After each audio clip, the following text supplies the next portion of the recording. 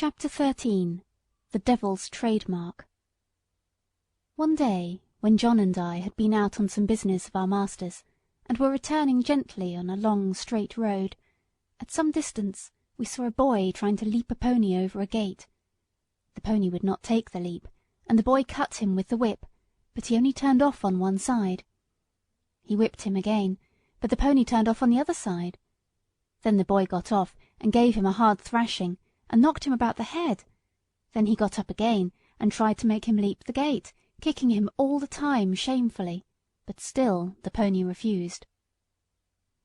When we were nearly at the spot, the pony put down his head and threw up his heels, and sent the boy neatly over into a broad quickset hedge, and with the rein dangling from his head he set off home at a full gallop. John laughed out quite loud. "Served him right," he said. "Oh, oh, oh!" cried the boy, as he struggled about among the thorns. "I say, come and help me out." "Thank ye," said John. "I think you are quite in the right place, and maybe a little scratching will teach you not to leap a pony over a gate that is too high for him." And so with that John rode off. "It may be," said he to himself. "That young feller is a liar as well as a cruel one. We'll just go home by Farmer Bushby's, Beauty, and then if anyone wants to know, you and I can tell 'em, you see." So we turned off to the right, and soon came up to the stackyard, and within sight of the house. The farmer was hurrying out into the road, and his wife was standing at the gate, looking very frightened. "Have you seen my boy?" said Mr. Busby, as we came up. "He went out an hour ago on my black pony, and the creature is just come back without a rider." "I should think, sir," said John, "he had better be without a rider, unless he can be ridden properly." "What do you mean?" said the farmer. "Well, sir, I saw your son whipping and kicking and knocking that good little pony about shamefully, because he would not leap a gate that was too high for him. The pony behaved well, sir, and showed no vice, but at last he just threw up his heels and tipped the young gentleman into the thorn hedge. He wanted me to help him out, but I hope you will excuse me, sir, I did not feel inclined to do so. There's no bones broken, sir, he'll only get a few scratches. I love horses, and it riles me to see them badly used.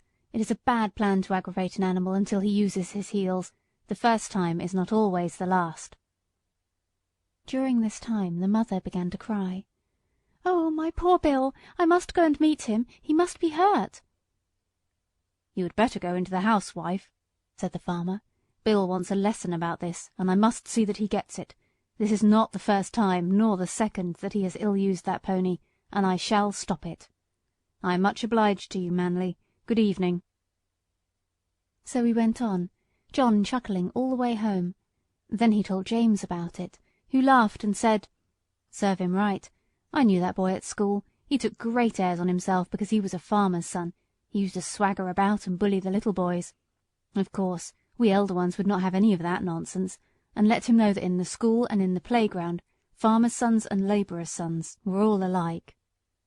I well remember one day, just before afternoon school, I found him at the large window catching flies and pulling off their wings.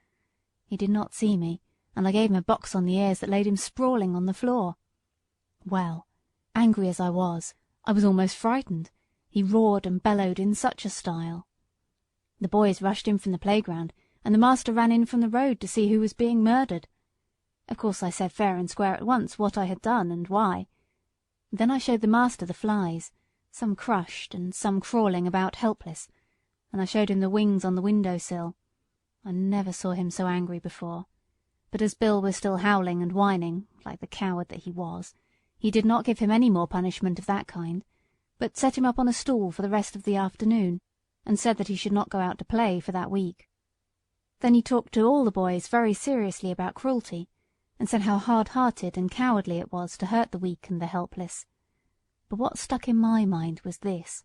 He said that cruelty was the devil's own trademark, and if we saw anyone who took pleasure in cruelty, we might know who he belonged to, for the devil was a murderer from the beginning, and a tormentor to the end. On the other hand, where we saw people who loved their neighbours, and were kind to man and beast, we might know that was God's mark. "Your master never taught you a truer thing," said John. "There is no religion without love, and people may talk as much as they like about their religion, but if it does not teach them to be good and kind to man and beast, it is all a sham. All a sham, James, and it won't stand when things come to be turned inside out." Chapter 13